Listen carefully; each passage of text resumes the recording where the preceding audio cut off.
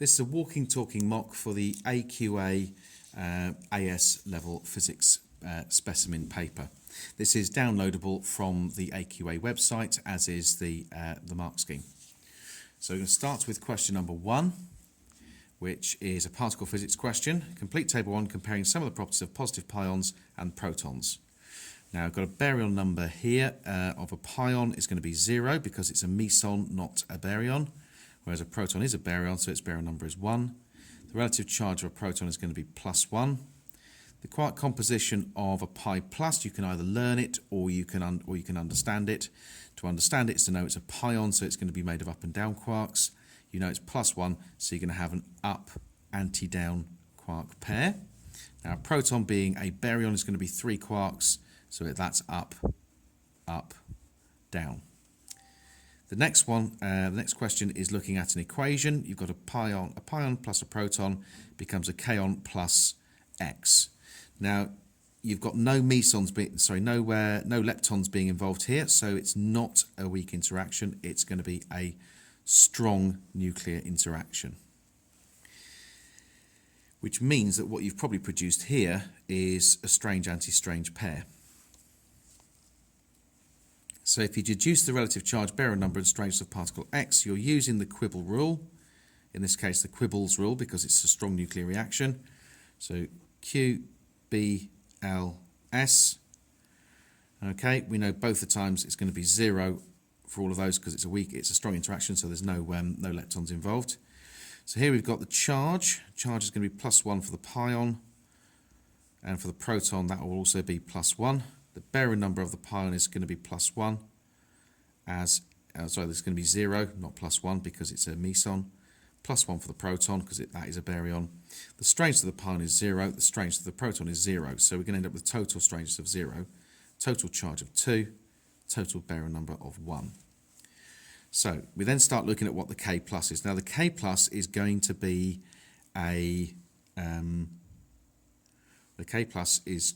a strange particle. Okay, now it's going to be positive, and the kaon is also a meson.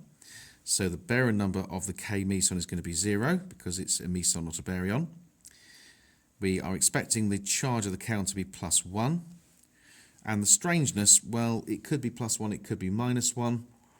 I think it's going to be +1 because if it's a K meson, then it's probably going to be something with an anti-strange quark in it, so it'll be anti-strange and maybe up, maybe an up quark or something like that. Simply because if you've got a meson, then whatever it has a charge of -1/3 is got to be an anti-quark to make it +1/3. So it's going to be anti-strange and up. So we reckon the strangeness is going to be -1. That makes sense of X. Baryon number of X, if it's going to be 1, we know it's going to be a baryon, and we know that the charge of X is going to be +1. So that is your final answer. And just to make it really, really clear, it wants the charge, baryon number and strangeness. It's not interested in lepton number, so I'm going to ignore that one. So there is your final answer. So it's 1, 1, and then -1. So on to the next part of the question. Here we've got particle X can decay to produce a neutron and positive pion in this equation.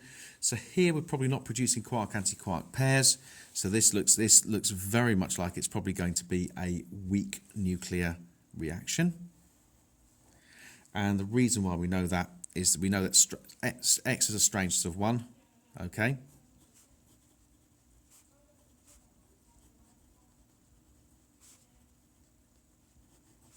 Of +1, which means that implies that it has an anti-strange quark. Neutrons and pions have a strangeness equal to 0, so there must have been a change of quark flavour. Okay, which implies a weak interaction, and there's your answer. Now, next part says the neutron and the proton will then decay. So the neutron and proton could then decay. The positive pion can decay into a positron and an electron neutrino. Write down the equation for the decay of the neutron. So this is a standard decay. It's a beta decay. We know that it will form a neutron, will become a proton, plus an electron, you can say a beta minus, plus an anti-electron neutrino to maintain the lepton number. It then say, explain why no further decays occur. The simple reason is that all particles produced are stable.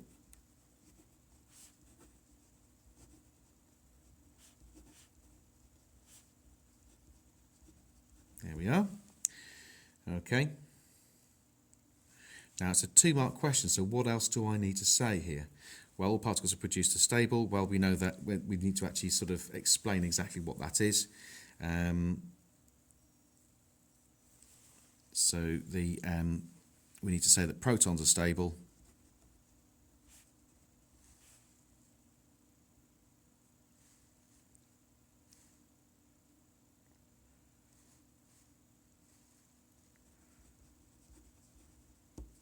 And also going to specify that electrons and neutrinos are also stable. So I'm just putting in a little bit more detail, I think, there. And that's the end of question 1. On to question number 2. The photoelectric effect can be demonstrated by illuminating a negatively charged plate made from certain metals with ultraviolet light, showing that the plate loses its charge. So explain why the ultraviolet light is shone on a positively charged plate, no charge is lost by the plate. Well, if you think about it, the photoelectric effect involves the ejection of electrons.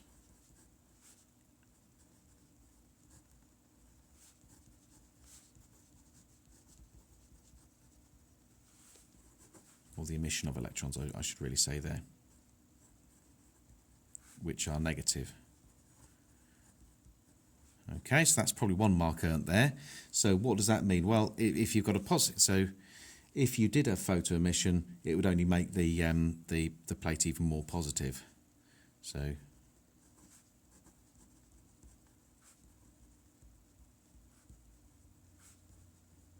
any photo emission would make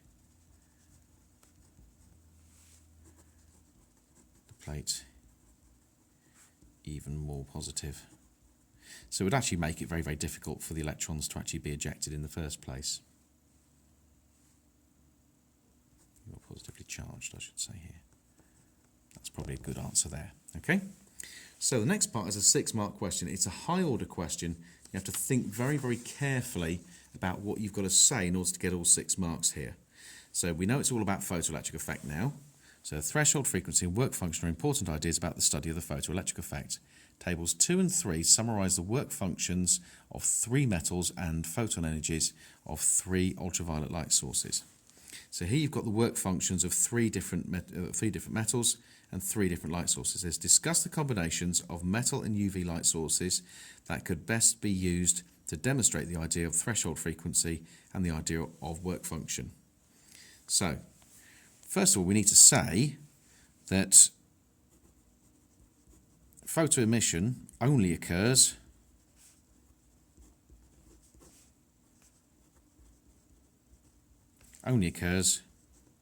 when the work function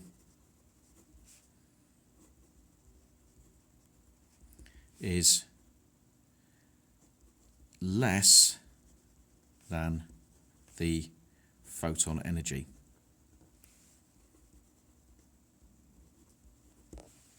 Okay, so what we're basically saying is that so it implies that it only occurs if HF, the photon energy, is greater than or equal to the work function. Now you've got lots of space here, so what they're really looking for is a comparison between the 3 different materials. So if you've got zinc, for example, here the photon energy is 4.0, is less than the work function, so you won't get photo emission, but you will do with light sources 2 and 3. For iron, the work function is 4.5, so you won't get a photo emission for 1 and 2, but you will for 3. and copper, again, you won't get for 1 and 2, but you will for 3. So that's worth actually mentioning as part of the answer here. So, now think about the experiment with the 3 different types of copper. So zinc, iron and copper. So if we've got zinc, the work function is, we said it was 4.3 electron volts. So emission will occur with sources, let's have a look, with sources 2 and 3, but not source 1.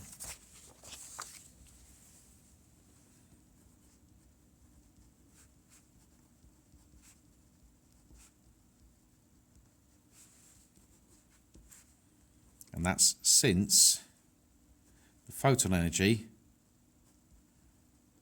for source 1 is less than the work function. Okay. Then we go to copper.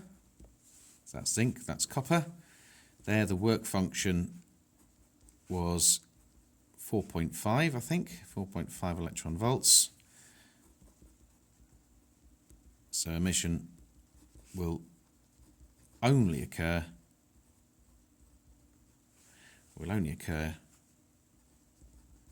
with source 3,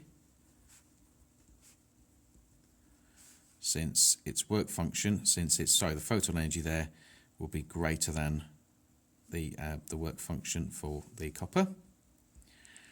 Okay, not 1 and 2. Okay, so that's the next bit. And then with iron, we could do exactly the same with the iron. Was it iron? No, it was no. The iron was 4.5, so I'll correct that in a second. So the copper was 4.7, but it's exactly the same rule. 4.7 electron volts, and the iron is exactly the same. The idea that the work function is 4.5 electron volts. Okay, so you get the same result as copper. Okay, now is that the answer to the question? Let's have a quick look. What's the question asking again? It's saying, discuss the combinations of metal and UV light source that could be best used to demonstrate the idea of threshold frequency and the idea of work function. So what you could then do is you then have to discuss exactly whether or not it's a good, which ones might be the best ones to use.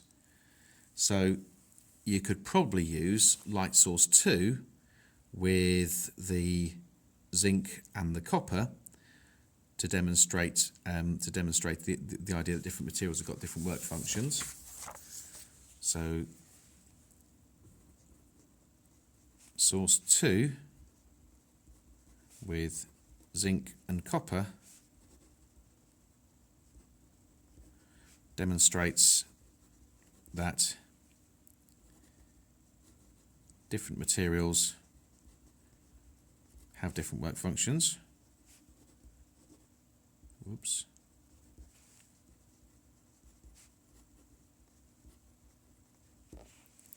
Okay, because the zinc, with the zinc it will work, with the copper it won't, with source 2. Okay, and you can't really use source 3 to prove anything. You can't really use source 1 to prove very much either. So that is probably pretty much a pretty good answer. It might not be the full marks, but it'll certainly get me pretty close. Part 3 is to calculate the minimum kinetic energy in joules of the electrons emitted from a zinc plate when illuminated with ultraviolet light.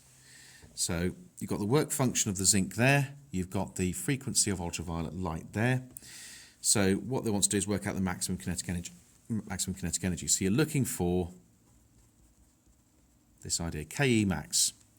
We know that's going to be the photon energy minus the work function.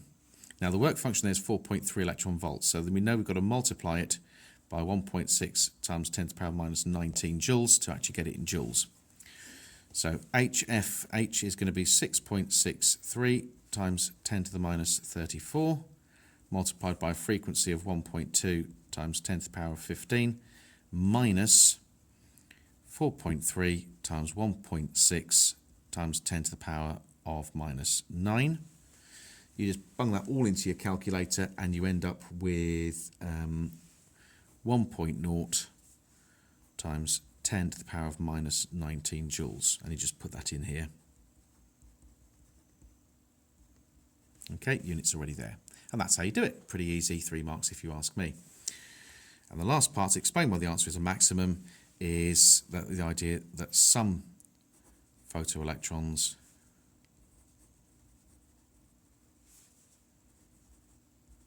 require more energy to be ejected from the surface.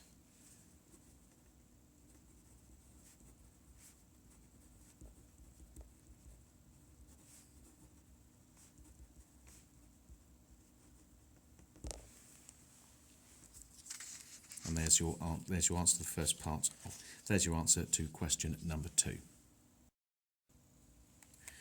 This is the question number 3, which is all about Quincke's tube. Now, I don't think you're actually required to know much about Quincke's tube itself, but basically it's an interference question.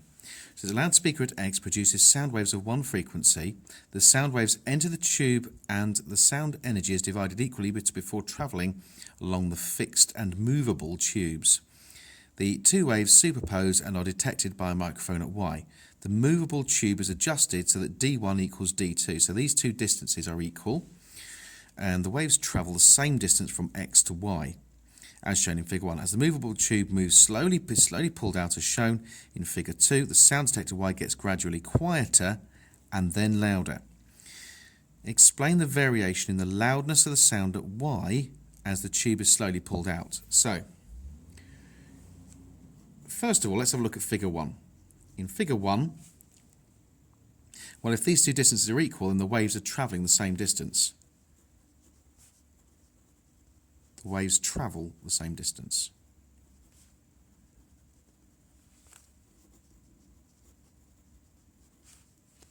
Okay, so if the waves travel the same distance, this implies that the two waves when they meet at X are in phase when they meet at X, okay? Meet at Y. So in phase when they meet at Y. Okay? Now in Figure 2, as this is moved out, they gradually move out of phase. So as D2 increases, the two waves move out of phase.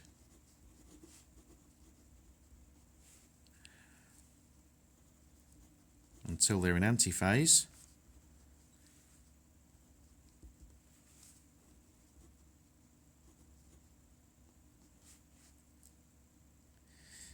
Until they're in antiphase. So what we're going to do here is we're going to explain what's happening here. So when they're in phase, they meet at Y. You get constructive interference.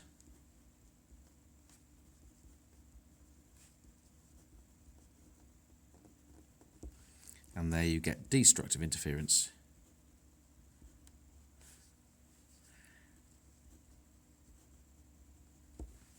And then as D2 increases, the two waves move back into phase. And that's the job, and that's that one done. So that's a nice, good explanation there. It's probably even maybe a little bit too much there, but I think that's a pretty good answer.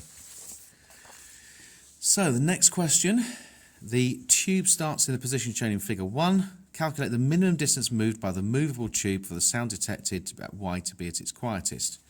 So, basically the idea, the path difference must be equal to half the wavelength. So we can work that out. So the path difference must be equal to half the wavelength. So if we look at D2, here, the path difference created is going to be twice D2. Okay. that's going to be equal to 2 times d2. So, or rather the movement of d2, which I'll call delta d2. So the movement of d2, the distance has to be moved because that's what it's actually asking you there, is going to be the wavelength over 4. Now the wavelength, you're given the frequency and you're given the speed. So the wavelength is going to be the speed, which is 340, divided by the frequency, which is 800, divided by 4. And then that should give you something in the region of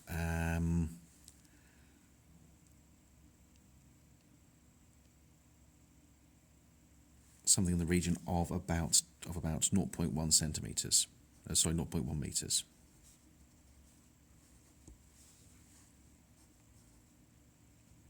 Okay, there's your answer. So on to part 3. So it says Quink's tube can be used to determine the speed of sound. State and explain the measurements you would take to obtain a value for the speed of sound using Quink's tube and sound of a source of known frequency. So we've got to think about what you'd actually measure here. So the first thing you'd do is you'd start with D1 and D2 being equal. So you go back to Quink's tube, you'd want to start here where D1 and D2 are equal.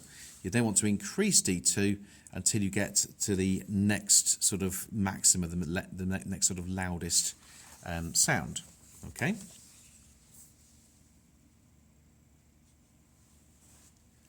So you start with D1 equal to D2. I suppose what you need to do actually first of all then is to measure D1 and D2. Then you increase D2 to the next maxima.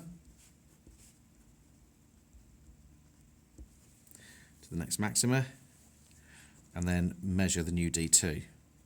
Now to say you're measuring a new distance, you could call it D2 primed, okay? So you measure the new D2. And you know that D2 primed minus the initial D2 is going to be equal to, well, that's actually going to be, that change is going to be half the wavelength, because the wavelength will increase by twice that distance because it's going to increase on this side and on this side. So that'll be half the wavelength, or it should be path, sorry, I'm talking about increasing there. So that would be the wavelength over 2. Okay, now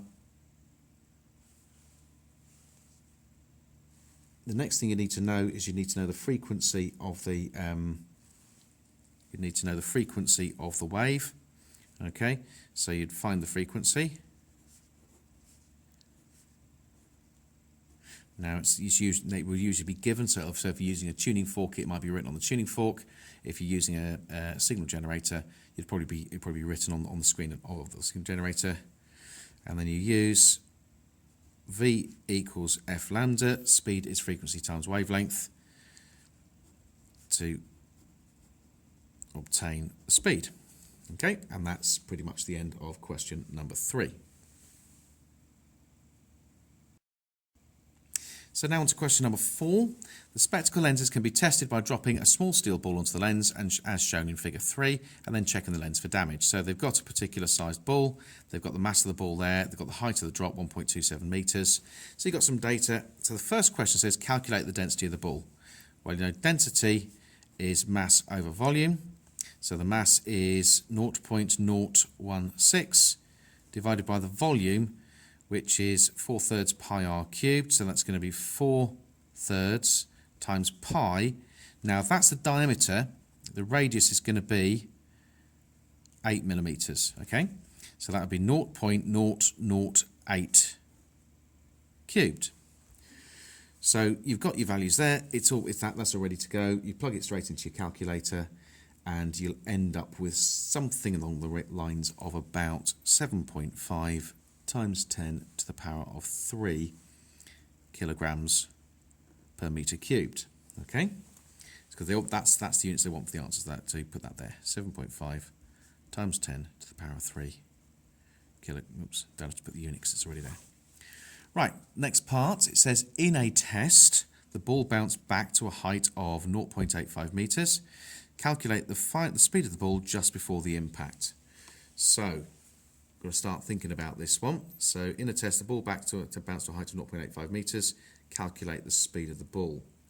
So, I think there's a little bit of red herring here. So, if we think very, very carefully, we're using v squared equals u squared plus 2as. Now I've got to think about what s is. Here we've got a bit of a red herring, 0.85. That's after it's hit that's after it's actually hit the lens. So we don't particularly want to put that in. That's not our distance s. Our distance s is 1.27 metres. So the speed is going to be, well, the initial speed is going to be 0 plus 2 times 9.81, because that's the acceleration due to gravity, multiplied by 1.27, all square rooted. There's your answer. So that would give you something in the region of about 5.0 metres per second. So 5.0, there it is. Next question, next part. Part 4 is then to calculate the speed of the ball just after the impact. Now here what they've got the idea of is the fact that the ball is now going to bounce off. So here what you could do is you could say v squared equals u squared plus 2as. There's a couple of different ways of doing it, but here the initial speed is what we're trying to work out. We know that the final speed, when it gets to the very, very top, is going to be 0.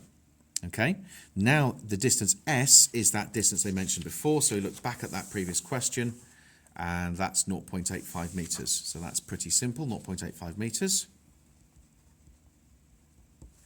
Okay, so we can then work it out. U squared equals, so it's going to be, well, I'm going to get rid of, I'm going to ignore the minus signs a little bit here, but u squared equals 2as.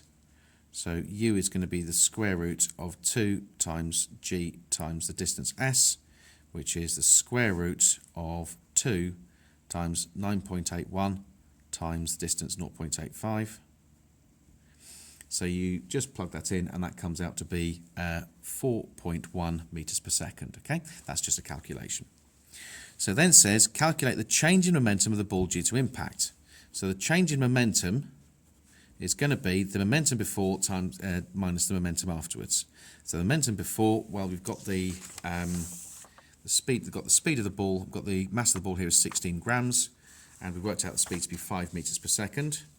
So that would be 0.016 times 5 minus the speed after the momentum afterwards, which is 0.016 because the mass hasn't changed, multiplied by 4.1. Okay. So we've got the two so we've got the two subtracted, which will give you something in the region of about 0.146 kilograms meters per second. Well, everything here is given to two significant figures, so I'm going to say 0.15 kilograms meters per second as my final answer. It then says the time of contact was 40 milliseconds. Calculate the average force on the ball, of the ball on the lens during the impact. Well, if that's the case, if that's your time of contact is 40 milliseconds, we can then say that that's going to be the change in momentum, which is the impulse, is force times time. It's a standard formula. So we end up with the idea that we want to work out the force is going to be the change of momentum divided by the time, which is going to be 0.146 over the time of 40 milliseconds, that's 0.04 seconds. So that's pretty simple. Plug that into your calculator and you get something like 3.6 newtons, which is a reasonable number, I think. Right, now, so it says explain with reference to momentum why the test should also specify the material of the plinth, the material of the plinth the lens sits on. So the idea is that the material that the plinth is made of may also compress. So what I've got to think about is the fact that if the material is not stiff, the impact time will increase.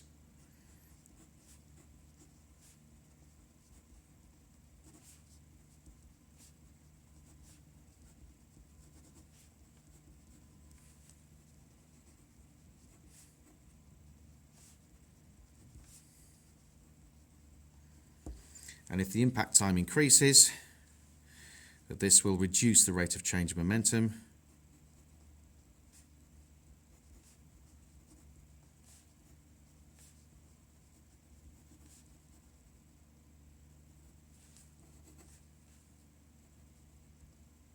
Because the change of momentum will still be the same. Thus, the force. That's it. And that's question number 4. Okay, so this is question number 5, which is a simple potential divider question. It says the resistor and thermistor in figure 4 make up a potential divider. Explain what is meant by a potential divider. So a potential divider is 2 resistors in series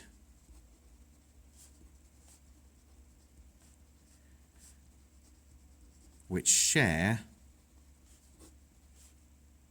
or divide or split, I suppose, the total EMF. That's it. That's what potential divider does. That's relatively simple.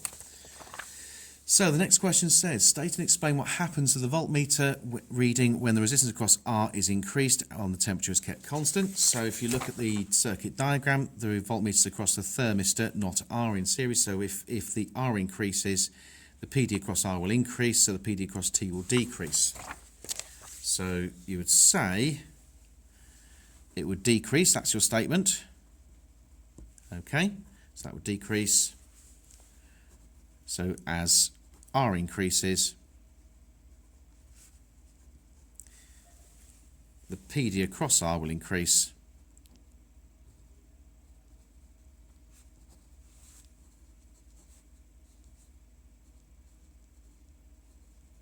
Okay, which would mean the PD across T would decrease. Also, the current through T would decrease because you're increasing resistance effectively.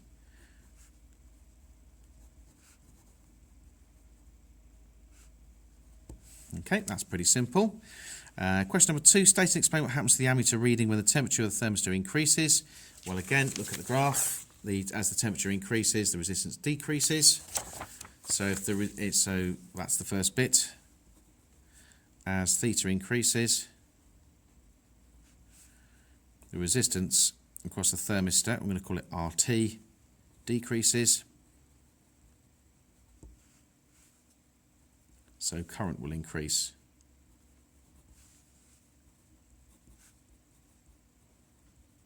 Okay, that's relatively simple. Then you want a nice simple potential divider question. So we're going to start thinking about how we're going to organise this. So you've got here the EMF of 12 volts from the battery. You're told what the resistance of the thermistor is.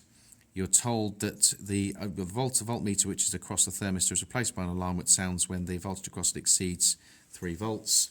So you want to calculate the resistance of R that would cause the alarm to sound when the temperature across the thermistor is lower to 0 degrees Celsius. So basically, you know the resistance of the thermistor and you know the PD across it. So you can work out the current that would cause the alarm to sound. That would be 3 divided by 2.5 times 10 to the power of 3. That's a fairly simple answer. That gives you 1.2 times 10 to the power minus 3 amps. And then you know the EMF of the cell is equal to the voltage across the resistor plus the PD across the thermistor. So the PD across the resistor will be equal to 12 minus 3, okay, because that's 3, that's 12, so that's equal to 9. And you want to work out the resistance. Well, R equals VR over the current, so that's going to be 9 divided by 1.2 times 10 to the minus 3. 9 divided by 1.2 times 10 to the minus 3 gives you 7,500 ohms. Very easy. Next one says, state one change you would make to the circuit so that instead of the alarm coming on when the temperature falls, it comes on when the temperature rises above a certain value. There are a couple of different things you can think of here. It's not particularly difficult, but the simplest thing would be to place the voltmeter across the resistor, across the variable resistor.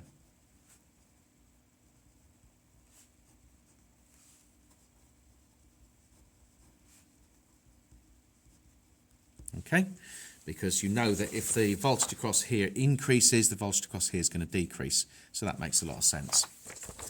And there's your basic answer. You could also say you could use a positive temperature coefficient thermistor, but I think that's that's surplus to requirements really. So that would be question number 5 done. Okay, question number 6, nice materials question. It says if lengths of rail track are laid down in cold weather, they may deform as they expand, the weather becomes warmer.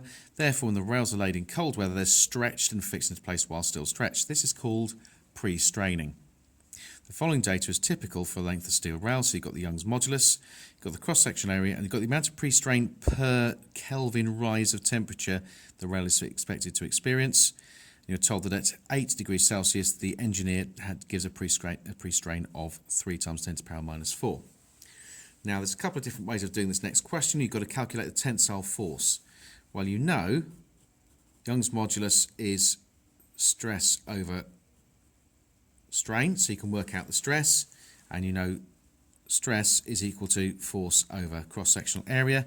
You know the cross-sectional area, you know the pre-strain, it's this one, not this one up here, easy trap to follow, and you know the Young's modulus.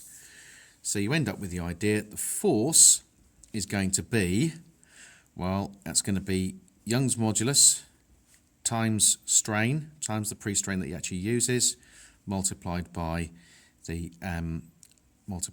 area. So the Young's modulus is 2 times 10 to the power of 11, it's 2.0 there, multiplied by the pre-strain he uses, which is 3 times 10 to the power minus 4, multiplied by 7.5 times 10 to the power of minus 3. So you just plug that into your calculator and it should come out to be 4.5 times 10 to the power of 5 newtons. You don't put the unit in there, put it in for you. It then says calculate the elastic strain energy stored in a rail of unstressed length of 45 meters when pre-strained as in part 6.1. Right, so you know that strain is equal to extension over the original length, okay, which means that the extension is going to be strain. Oops, I'll try that again. Extension is equal to the strain multiplied by the original length. So the strain that he used, the strain energy of a rail of unstressed length 45 meters when pre-strained as in this one. So it's using this strain here. Again, not this one up here. So that would be 3.0 times 10 to the minus 4 multiplied by the original length of 45 meters.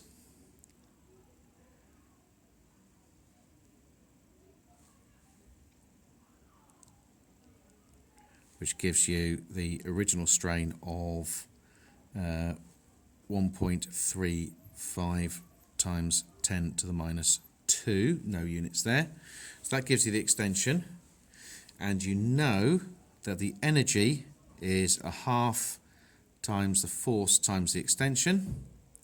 So that's a half multiplied by the force used. Well, the force we've worked out before is going to be 4.5 times 10 to the power of 5. Don't forget, if you're doing this question, if you work out how to do this question, but you've not got a clue how to do this one, put in a guess in here because the error will carry forward. So that's going to be the force multiplied by the extension, which we said was 1.35 times 10 to the minus 2 was what ratio, and that gives you 3.2 times 10 to the power of 3 joules, which is about right. I mean, it can take a lot of energy to stretch a railway track. Okay, part 3, you have to says calculate temperature at which the steel rail will become unstressed. So you've got to start thinking this one through. So it says calculate temperature at which will become unstressed. Well, you've got the stress, the initial stress is going to be 3.0 times 10 to the minus 4, okay? And you want to work out what the stress is per degree Kelvin, so you divide it by that, would be 2.5 times 10 to the power minus 5, okay? Because basically that would be the temperature, that would be the stress that he would put on there, that would, yeah, which would then be equal to 12 Kelvin. Now if it's 12 Kelvin, the temperature that he actually put it on was 8 degrees Celsius, which you add the 12 gives you 20 degrees Celsius, and that's the answer. 6 part 4, it says explain why the engineer does not use the highest observed temperature at the location of the railway track to determine the amount of pre-strain to use. Well, you don't want it to be always under stress, okay? So the first one is it's so that the track is not always under stress. Is not always under stress.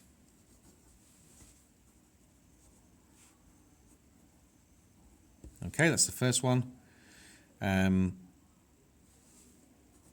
it's because the railway spends very little time at the maximum temperature.